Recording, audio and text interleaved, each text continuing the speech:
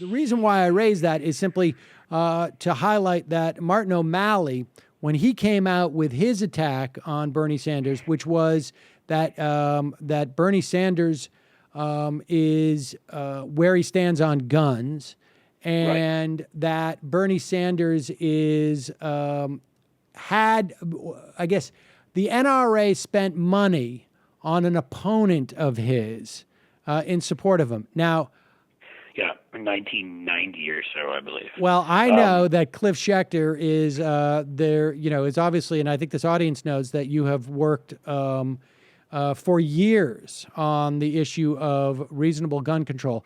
But I want to play you this clip of Bernie Sanders on George Stephanopoulos this week on ABC addressing that issue. He also addressed it in his the rally in Wisconsin, or he didn't.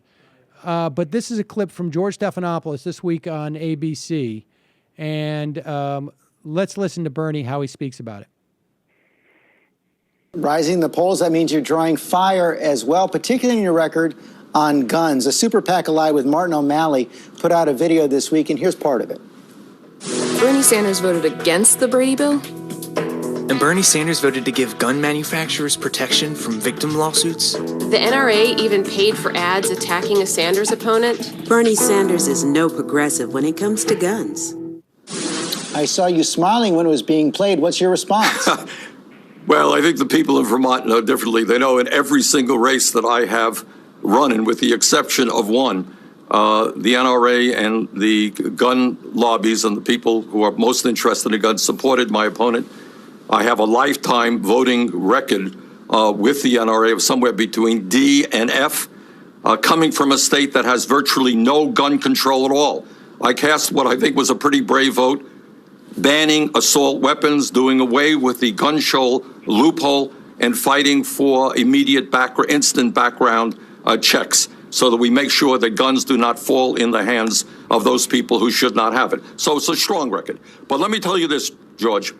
In terms of gun control, if we are finally going to have any serious success, what we need to do is bridge this cultural divide between rural America, and I represent the very rural state, and urban America, and come up with some common sense legislation, which includes everything that I've just voted for and maybe more. But one thing we can't have people demagoguing against folks just because they go out and hunt and they own guns. On the other hand, rural America has got to understand that guns in Vermont are not the same thing as guns in Chicago, where they're used to kill kids or shoot at police officers. So I think we need a national dialogue, and frankly, coming from a state that has virtually no gun control, but having voted time and time and time again for strong gun control, I think I'm in a position to make that happen. What do you think about that, Cliff Schecter? Well, I'm going to be honest with you. I have a real problem with it, and I have a problem with what Bernie Sanders is saying. And I'll explain why. I've been privy, obviously, to conversations. I am almost now part of a community of people who are gun violence policy activists, many of whom have lost family members or have been shot themselves at Virginia Tech, at Aurora, Newtown, and these kinds of places. And so here's my problem, okay? It's not that the NRA supported him way back when. What do I care? I mean, if he was kissing the NRA's butt to get that support, he wasn't. That was a stupid, so that's a silly attack, and I don't care. And I don't care much about some of his record in the far past. My problem is in his rhetoric and in one or two of his votes that he refuses to renounce. The one that's terrible, the one that makes everything so difficult, was the vote in 2005 where he voted with blue dogs and Republicans to give immunity to the gun industry. That is how we brought tobacco to the table, was having that, and that's the exact reason why the NRA supported that.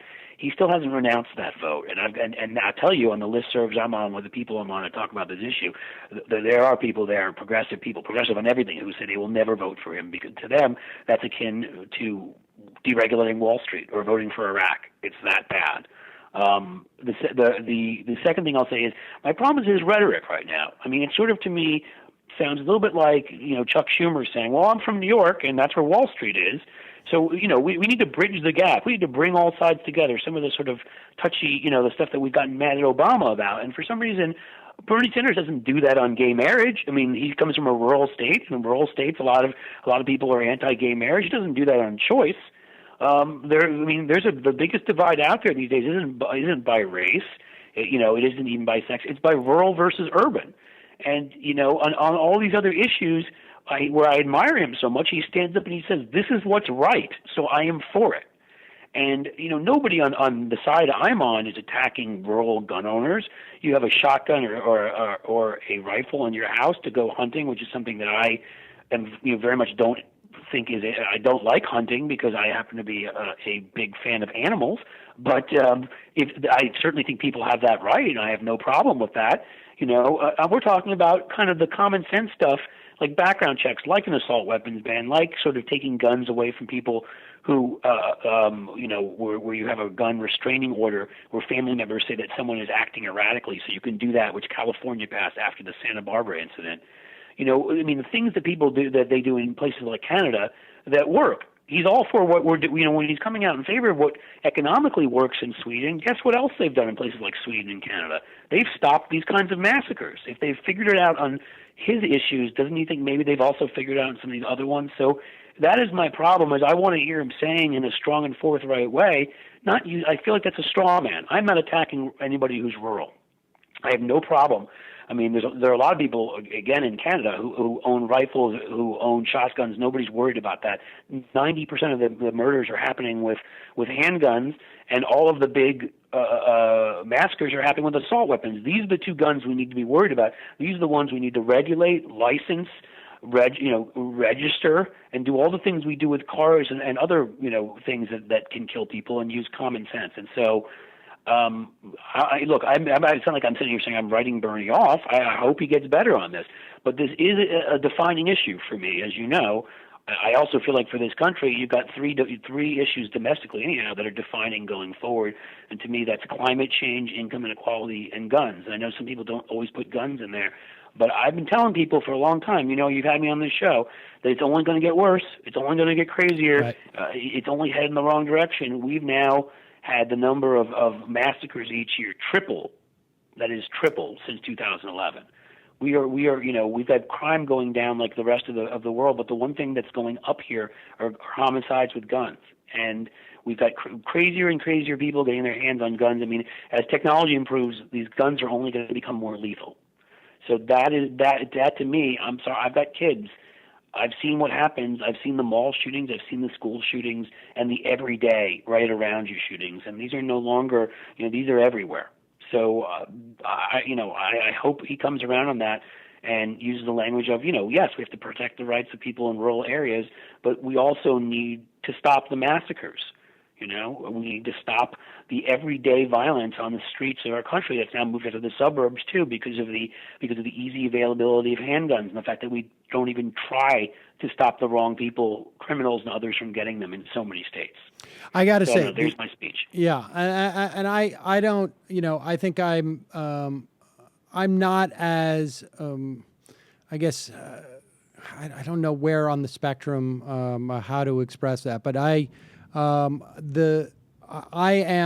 not, it's not as defining of an issue for me. Although, with that said, the escape from liability really bothers me because, if guns were designed in such a way that that in the normal course of using them, let's say they were designed like, I don't know, grenade launchers.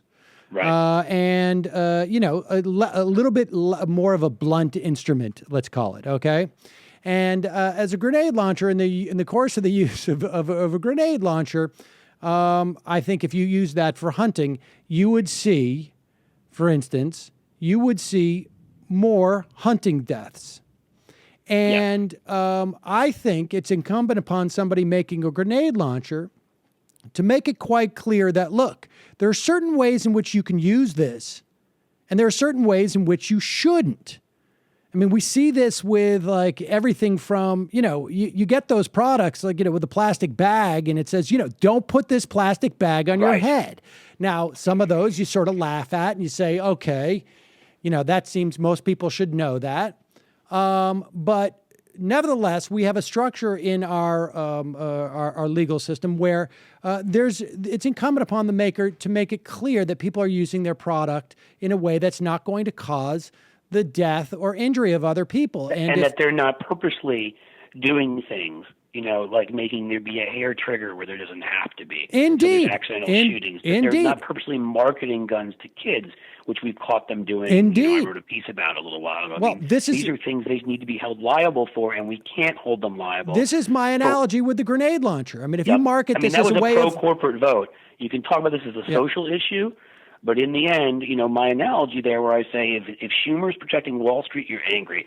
If Feinstein's protecting Silicon Valley, you're angry. They're doing it because those are constituencies of theirs. Well, there may be a lot of NRA members in Vermont, but if he's protecting the gun industry because of that, it's kind of hard then to rise above and accuse other people of the kinds of things he's saying. And I do think he's completely authentic, so don't think I'm saying that. I'm just saying he has a blind spot on this because I do think he's a good person. And I hope people get to him and talk to him. And also, the biggest problem he has had has been with African Americans.